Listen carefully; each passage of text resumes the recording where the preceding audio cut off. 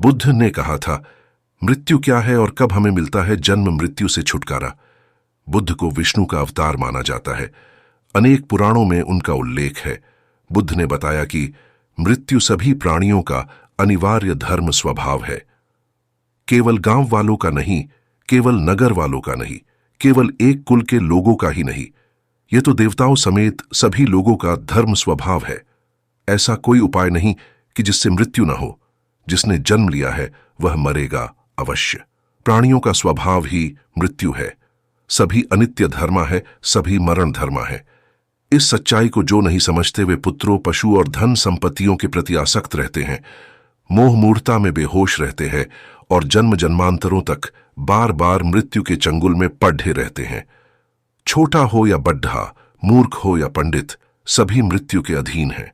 ये सभी मृत्यु परायण हैं। मृत्यु और जरा से यह सारा संसार ग्रसित हो रहा है। यह तो लोक स्वभाव ही है, ऐसा समझकर आत्मज्ञ पंडित शोक नहीं करते। बुद्धिमान और विवेकी मनुष्य जरा, व्याधि, करण, क्षय और नाश का शिकार होने पर यथार्थ रीति से विचार करता है। यह देखकर कि इस विकार से तो जगत में कोई भी अछूता नहीं बचा, वह शोक नहीं करता। वह अपने अंतःकरण से शोक के उस विषाक्त बाण को खींचकर फेंक देता है, जिस बाण से बिद्ध मूर्ख मनुष्य अपनी ही हानि करते हैं। प्रमत्त आसक्त लोगों को मृत्यु बार बार आती है, उन्हें डराती है। जैसे नदी में एकाएक आई हुई बाढ़ गहरी नींद में सोए हुए गांव को बहाकर ले जाती है, वैसे ही इन प्रमत्त आसक्त लोगों को बार बार मृत्यु बहाकर ले जाती है। पके हुए फलों को जिस तरह डाल से नीचे गिर पडीडीडीएचने का भय है, उसी तरह जन्मे हुए प्राणियों को मृत्यु का भय लगा रहता है। कुम्हार के गढ़े हुए मिट्टी के बर्तन का जिस प्रकार टूटने पर पर्यवसान हो जाता है, उसी प्रकार प्राणियों के जीवन का मृत्यु में पर्यवसान होता है। भीतर अनित्य बोध जगाने से मृत्यु दुख से मिल सकता है छुटकारा। कोई इस मोह निद्रा से जागे, अपने भीतर अनित्य बोध जगाए, उदय व्यय का दर्शन करे, तो ही जन्म जन्मांतरों के मृत्यु दुख से सदा के लिए मुक्त हो सकता है। प्रेम या मोहासक्ति से ही शोक उत्पन्न होता है और प्रेम से ही भय। प्रेम से जो मुक्त हो गया है उसे शोक कैसा और फिर भय कहां से होगा। इसी प्रकार राग, काम और तृष्णा से शोक तथा भय उत्पन्न होता है। इनसे जो विमुक्त है उसका शोक से क्या संबंध और फिर उसे भय कहां से होगा। उदय व्यय का नित्य दर्शन करें, अंतर्बोध जगाए और जन्म मृत्यु से छुटकारा पाएं 100 वर्षों तक। बिना उदय व्यय का दर्शन किए जीने की अपेक्षा उदय व्यय का दर्शन करते हुए एक दिन का जीवन ही अधिक श्रेष्ठ है। मूर्ख लोग विवेकांध होकर शोक सागर में डूब जाते हैं और किंग कर्तव्य विमूढ़ हो जाते हैं। न उन्हें अन्न रुचता है न जल। उनके शरीर की कांति क्षीण पड़ जाती है, कामकाज सब बंद हो जाता है। उनकी यह दशा देखकर उनके शत्रु आनंद मनाते हैं कि चलो अच्छा हुआ, इनका प्रियजन तो मरा ही, ये भी उसके वियोग में मरने वाले हैं। मृत्यु एक जंक्शन है। जीवन की गाड़ी चल रही है। एक जंक्शन आता है जहां पर अनेक लाइनें मिलती है। इस जंक्शन पर गाड़ी को दूसरी लाइन पकड़नी है। इस समय यह गाड़ी कौन सी लाइन पर है? मृत्यु के समय इस जंक्शन पर पहुंचने पर जिस तरह का मानस होगा, वह चुंबक की तरह खींचकर उसके अनुकूल नई लाइन पकड़ लेगा। मृत्यु के समय का यह निर्णय हमारे पिछले कर्मों के आधार पर होता है। जीवन भर के काम ही काम आते हैं। जीवन भर हम कैसा काम करते रहे, जैसा काम करते रहे, उनमें से ही एक अपना सिर उठाएगा और गाड़ी उसी के आधार पर अपनी पटरी बदल लेगी। जब कोई व्यक्ति अनीति का बर्ताव करने लगता है तो उसके प्रति तिलमिला उठना आसान है, मैत्री जागृत करना कठिन है, बहुत कठिन है। परंतु कठिन होते हुए भी यही तो करणीय है, यही साधना है, यही तप है, यही संग्राम है। अपने आप के प्रति संग्राम, अपनी दुर्बलताओं के प्रति संग्राम, और यह संग्राम जीवन भर का है। सच है, शूर का संग्राम 2-4 घड़ी का ही होता है। रणभूमि में उतरा, 2-2 हाथ हुए और बात समाप्त। पर साधक का संग्राम तो जीवन भर चलता है। जीवन भर जूझते रहना है, उसे तो शूर संग्राम है। घड़ी डी 2-4 का LDDDHLDDH कर वीर गति पाई। संत संग्राम है। रात दिन जूझना देह पर्यंत का काम भाई। रात दिन जूझना है, देह पर्यंत जूझना है। अनीति और अन्याय की कठिन स्थितियां जीवन में जब जब आए तब तब एक और उनका प्रबल प्रतिकार करते रहना है। दूसरी ओर रोम रोम को मंगल भावों से परिपूरित रखना है। निर्वाण और बोधि, मृत्यु का टर्मिनल जंक्शन। चित्तधारा तो चल ही रही है, मृत्यु के बाद भी चलती रहती है, उसमें कोई फर्क नहीं पड़ता। और एक अवस्था होती है जहां अंतिम मृत्यु होती है, जो जंक्शन नहीं टर्मिनल होती है। अब पुनर्जन्म नहीं, वह मृत्यु बड़ी कल्याणकारी मृत्यु। परंतु जब तक वह अवस्था प्राप्त नहीं होती, समझदारी से इस जीवनधारा को सुधारते रहेंगे, आगे भी सुधारेंगे। लक्ष्य यही होगा कि अंतिम मृत्यु तक पहुंचना है। इसके बाद और बार बार का मरना ना हो। बहुत मर चुके, बहुत बार जन्म लिया, बहुत बार मरे, अब अंतिम मृत्यु तक पहुंचे। हमें अपनी सारी ऊर्जा वर्तमान जीवन के दुख निवारण में लगानी चाहिए। बुद्ध कहते हैं कि हमें जीवन मिला है जीने के लिए, हमें कितना संघर्ष करना पड़ता है, जीवन में इतना दुख है, हमें अपनी ऊर्जा उन दुखों के निवारण में खर्च करनी चाहिए, न कि यह सोचकर अपना वर्तमान और भविष्य खराब करना चाहिए कि मरने के बाद क्या होगा। इंसान को उन बातों के बारे में सोचकर समय नहीं गंवाना चाहिए जिन पर उसका कोई जोर ना हो। हमेशा उन बातों के बारे में ही विचार करें जो आपकी परेशानियों को कम कर सके, समाज को जिससे फायदा हो या किसी इंसान की मदद हो। दीपक का उदाहरण। मृत्यु कैसे होती है? तेल है पर बाती खत्म हो जाती है, तब दीपक बुझता है। साथ ही तेज वायु के प्रवाह से, बाती पर पानी डालने से या दिया टूट जाने पर भी दीपक बुझ सकता है। अब मनुष्य के शरीर को एक दीपक समझ लेते हैं, और प्राण मतलब अग्नि यानी ऊर्जा। सजीवों का देह 4 तत्वों से बना है। 1 पृथ्वी घनरूप पदार्थ यानी मिट्टी। 2 जल द्रवरूप पदार्थ यानी पानी, स्निग्ध और तेल। 3 वायु, अनेक प्रकार की हवा का मिश्रण। 4 तेज ऊर्जा, ताप, उष्णता। इसमें से एक पदार्थ अलग कर देंगे, ऊर्जा और ताप का निर्माण होना रुक जाएगा, मनुष्य निष्क्रिय हो जाएगा। इसे ही मनुष्य की मृत्यु कहा जाता है।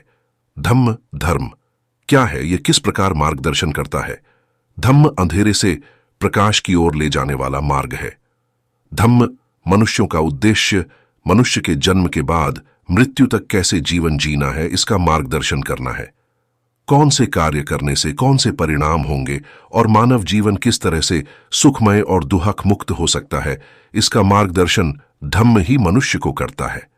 तब मृत्यु के भय से मनुष्य मुक्त हो जाता है। धम्म के मार्ग पर चलते हुए शील, समाधि, प्रज्ञा का साधना पथ हमें जीवन के जन्म मृत्यु से भी मुक्त कर निर्वाण का साक्षात्कार कराने में सक्षम है। बोधि में आसक्त नहीं होना है। जब तक आसक्ति है, बोधि का अनुभव नहीं होगा। यदि आप बोधि में आसक्त होते हैं तो आप इस विधि की विरोधी दिशा में दौड़ लगा रहे हैं। जब तक आप में आसक्ति है, आप कभी भी बोधि का अनुभव नहीं कर सकते हैं। सिर्फ यह समझें कि बोधि क्या है, और तब केवल इस क्षण की सच्चाई को देखते रहें और बोधि को अपने आप आने दें। यदि यह नहीं आती है, घबराएं नहीं, बस आप अपना काम करें और फल धम्म पर छोड़ दें। यदि आप इस प्रकार काम करते हैं तो आप बोधि से आसक्त नहीं हैं। यह निश्चित रूप से आएगी। आप कैसे जान सकते हैं कि आपको निर्वाण का अनुभव हो गया है? जीवन में आने वाले परिवर्तन के द्वारा। जिन लोगों ने सचमुच निर्वाण का अनुभव कर लिया है, वे संत प्रकृति और निर्मल चित्त वाले हो जाते हैं। अब वे मूलभूत पंचशीलों को किसी बड़े पैमाने पर नहीं तोड़ते और अपनी किसी गलती को छिपाते नहीं, अपितु उसे खुले रूप में स्वीकार करते हैं और इसे फिर न दोहराने की भरसक कोशिश करते हैं। धार्मिक अनुष्ठान और कर्मकांड में उनकी निष्ठा समाप्त हो जाती है, क्योंकि वे समझते हैं कि ये वास्तविक अनुभव से शून्य केवल बाहरी दिखावा है। जिस पथ पर चलकर उन्होंने मुक्ति पाई है, उसमें उनका अडिग विश्वास होता है और वे किसी दूसरे पथ की खोज में नहीं लगे रहते हैं। और अंततः उनमें अंतर्निहित अहंकार का भ्रम चकनाचूर हो जाएगा। यदि लोग निर्वाण के अनुभव का दावा करते हैं परंतु उनका मन पहले जैसा मलिन है, उनके कर्म पहले जैसे अकुशल हैं, तो कहीं कुछ गड़बड़ है। उनकी जीवन पद्धति से यह प्रदर्शित होना ही चाहिए कि उन्होंने वस्तुतः इसका अनुभव कर लिया है। निर्वाण और बोधि। बुद्ध ने निर्वाण को मन की उस परम शांति के रूप में वर्णित किया जो तृष्णा, क्रोध और दूसरी विषादकारी मन स्थितियों, क्लेश से परे है।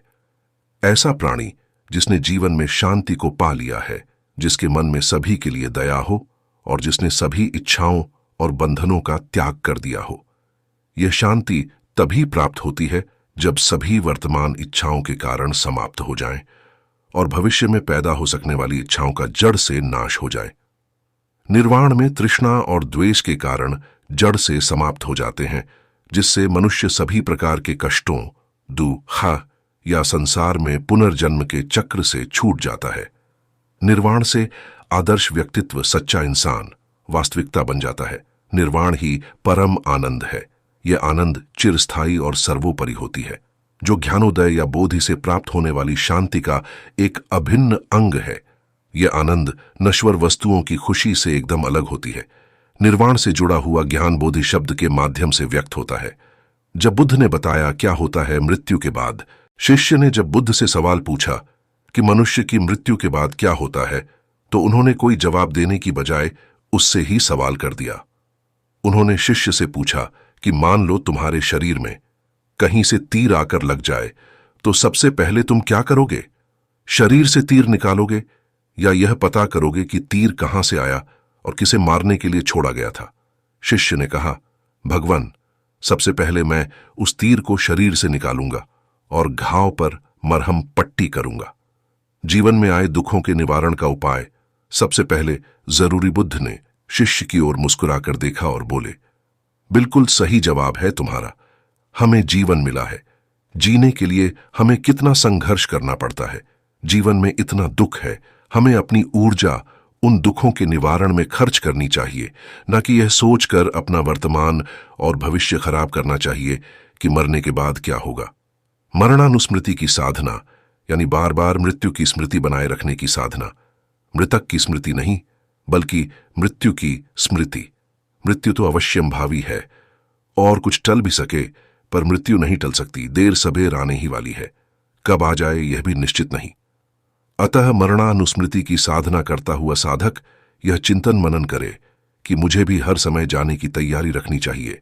किसी की मृत्यु हमारे भीतर ध्यान जगावे, पर यह ध्यान शमशान ध्यान बनकर न रह जावे। सचमुच धर्म संवेग जागे। इसलिए बार बार मरणानुस्मृति की साधना करनी चाहिए। समस्त शरीर और चित्तस्कंध कितना नश्वर है, कितना भंगुर है, किस प्रकार प्रतिक्षण उत्पाद व्यय स्वभाव वाला है। मैं अपनी विपश्यना का अभ्यास मंद न पड़ने दूं, ताकि जब कभी मृत्यु आए विपश्यना के होश में ही देह त्यागूं, जिससे कि अगला जीवन भी धर्ममय विपश्यनामय ही मिले। मृत्यु का भय नहीं, बल्कि मृत्यु की तैयारी की उमंग ही जागे। मृत्यु आने का किंचित भी भय न जागे, बल्कि मृत्यु की तैयारी की उमंग जागे।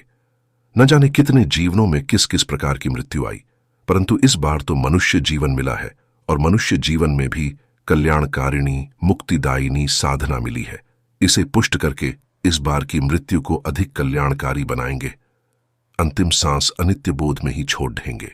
यह निश्चय दृढ़ होता जाए, और इस निश्चय को सफलीभूत बनाने के लिए दैनिक विपश्यना साधना अधिक समय तक और अधिक गंभीरता पूर्वक करने लगे। गृहस्थ जीवन की अत्यंत अनिवार्य जिम्मेदारियों को निभाने के लिए जितना समय लगाना पड्डीढे है वह अवश्य लगावें, लेकिन बाकी बचा हुआ सारा समय विपश्यना की पुष्टि में ही लगावें। जीवन के बचे हुए दिनों का सदुपयोग ही हो, ताकि लोक परलोक सुधरे आलस्य में, प्रमाद में, निकम्मे वाद विवाद में, निरर्थक गप्पों में जरा भी समय न जाने दें। जीवन के जितने दिन बचे हैं उनका सदुपयोग हो।